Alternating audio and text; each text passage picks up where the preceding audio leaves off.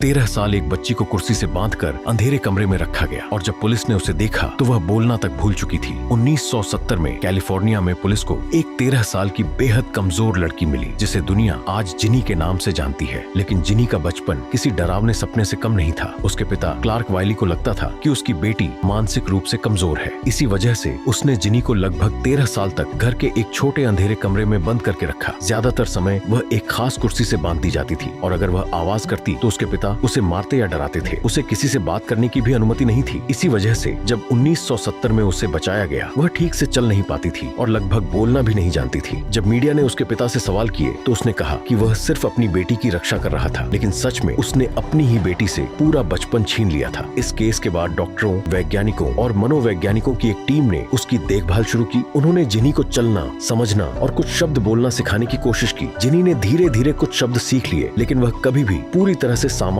भाषा बोलना नहीं सीख पाई। आज जिनी की असली पहचान और लोकेशन सीक्रेट रखी गई है, लेकिन माना जाता है कि वह आज भी जीवित है और कैलिफोर्निया में एक केयर फैसिलिटी में रहती है। उसकी कहानी आज भी दुनिया को यह याद दिलाती है एक बच्चे के लिए प्यार, बातचीत और इंसानी साथ कितना जरूरी होता है।